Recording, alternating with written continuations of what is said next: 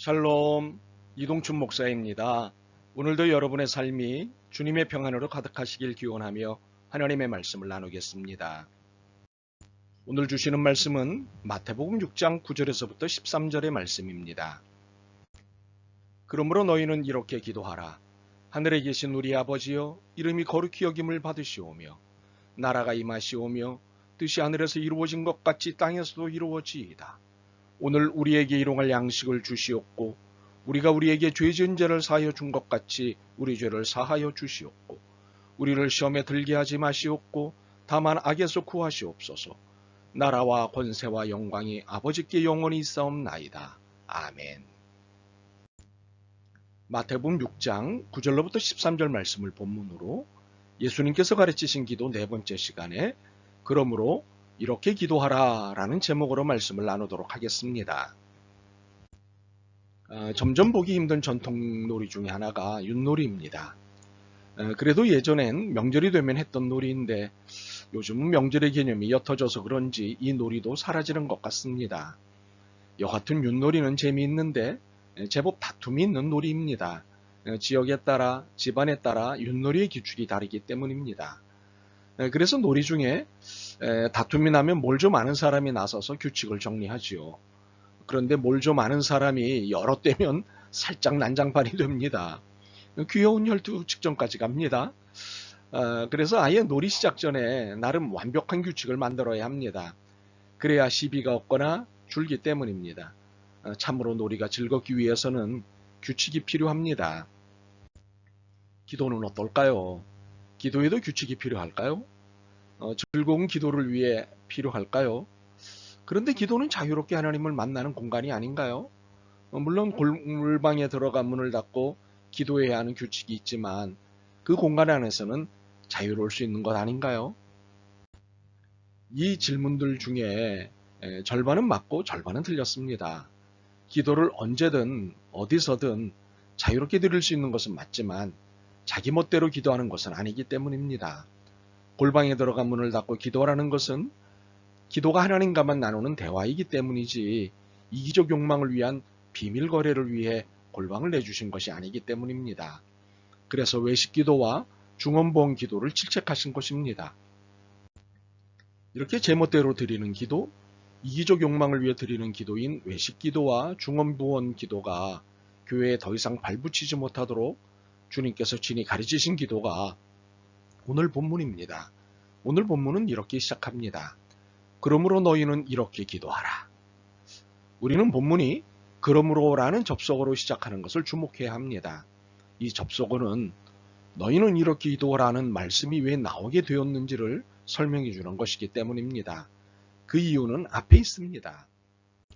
앞에 있는 내용은 5절에서부터 8절입니다. 또 너희는 기도할 때에 외식하는 자와 같이 하지 말라. 그들은 사람에게 보이려고 회당과 큰 거리 어귀에 서서 기도하기를 좋아하느니라. 내가 진실로 너희에게 이르노니 그들은 자기 상을 이미 받았느니라.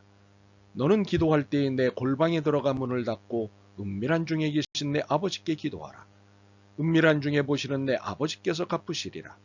또 기도할 때에 이방인과 같이 중언부언하지 말라. 그들은 말을 많이 하여야 들으실 줄 생각하느니라. 그러므로 그들을 본받지 말라. 구하기 전에 너희에게 있어야 할 것을 하나님 너희 아버지께서 하시느니라. 예수님은 여기서 두 개의 기도 태도와 방법을 지적하셨습니다. 외식 기도와 중언부언 기도입니다. 외식 기도는 사람에게 자신의 잘남을 뽐내기 위해 하는 잘난체 기도입니다.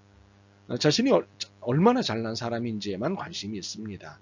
하나님은 안중에도 없는 기도입니다.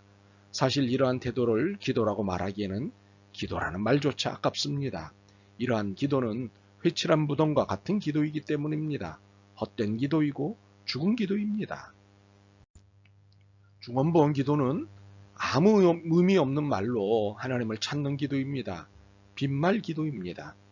하나님을 믿지 않은 사람들과 다를 바 없는 태도이고 방법입니다. 그래서 이방인의 기도라고 하십니다. 이러한 기도는 결코 응답받지 못합니다. 헛된 기도이고 죽은 기도이기 때문입니다. 이러한 기도 태도를 지적하신 후 그러므로 너희는 이렇게 기도하라고 말씀하신 것입니다. 저렇게 기도하지 말고 이렇게 기도하라고 말씀하신 것입니다. 물론 예수님께 인정받지 못하는 기도 태도와 기도 방법은 이 둘 말고도 많습니다. 이 둘을 대표적인 예로 드신 것 뿐입니다. 그렇다면 인정받지 못하는 수많은 기도들은 무엇이 있을까요? 다 열거하지 못한다면 혹시 그것을 구별할 수 있는 방법은 없을까요? 우리가 바른 기도를 하기 위해서는 바르지 않은 기도를 알아야 하지 않을까요? 그렇습니다. 알아야 합니다. 알지 못하면 바르지 못할 것이 분명합니다.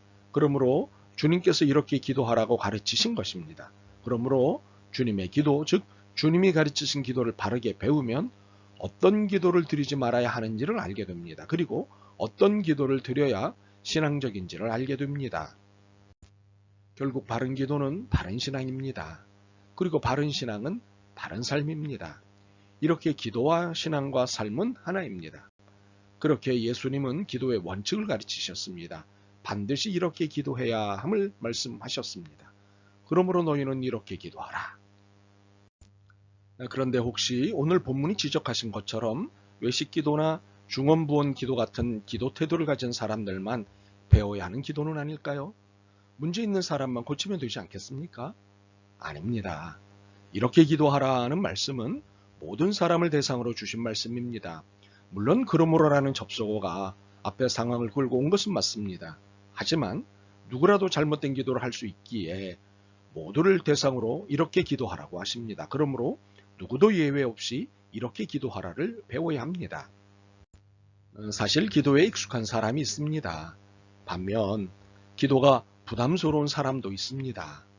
기도의 능력을 체험한 사람이 있습니다. 반면 기도를 해도 별 신통함이 없다고 시큰둥한 사람이 있습니다. 기도가 유창하고 화려한 사람이 있습니다. 반면 기도가 영 별로인 사람이 있습니다. 여러분 생각에 이 사람들 중 기도를 배워야 할 사람은 누구이고 배우지 않아도 될 사람은 누구일 것 같습니까? 과연 예수님은 이 두 부류의 사람 중 누구에게 오늘의 말씀을 가르치셨을까요? 기도가 유창하고 화려한 소위 기도 잘하는 사람? 기도가 신통치 않은 소위 기도 못하는 사람? 아닙니다.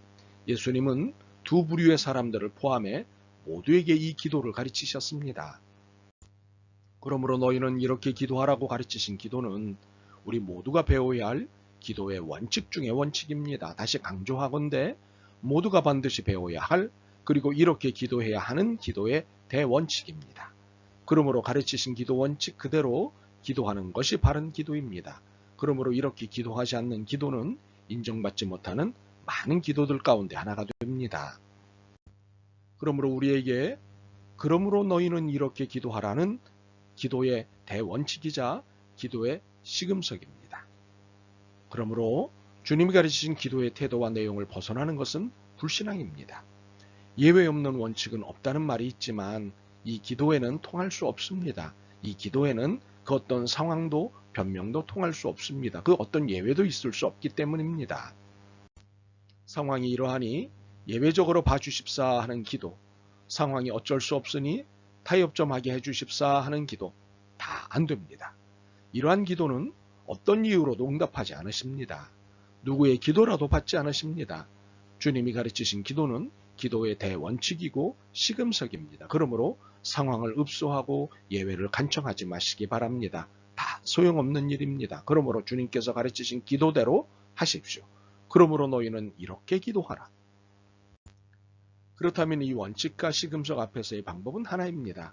바른 신앙의 힘이자 바른 삶의 원천인 바른 기도를 드린다는 자부심으로 사는 것입니다. 사실 핑계와 타협은 하나님으로는 부족하다는 태도입니다. 결국 이러한 태도는 불신앙의 태도입니다. 세상을 넘고 상황을 극복하는 것이 신앙입니다. 물론 힘든 일이지요. 그렇지만 극복할 힘도 하나님이 주십니다. 힘들다시만 잠깐 참으면 되는 것입니다. 그러면 극복할 힘을 주시고 복된 선물이 기다리고 있습니다. 무슨 선물인지는 저마다 다릅니다. 그러나 하나님을 인정하고 세상을 넘어설 때 하나님을 믿고 상황을 극복할 때 선물을 받게 됩니다. 이것이 은혜입니다. 그러므로 바른 기도는 힘입니다. 절대자이신 하나님의 절대적 힘을 공급받는 은혜의 공간이기 때문입니다. 바른 기도는 주님이 가르치신 기도 외에는 없습니다. 그래서 주님이 가르치신 기도가 가장 위험한 기도이지만 가장 위대한 기도인 것입니다. 위험을 감당하는 만큼 위대한 능력이 나타나기 때문입니다. 바라기는 그러므로 너희는 이렇게 기도하라 대로 기도하고 사는 여러분들이 되길 소망합니다. 그래서 그 누구도 감당 못할 믿음의 사람, 그 누구라도 부러워할 축복의 사람이 되길 간절히 소망합니다. 아멘. 주님, 기도의 원칙 중의 원칙인 주기도문을 가르쳐 주셔서 고맙습니다.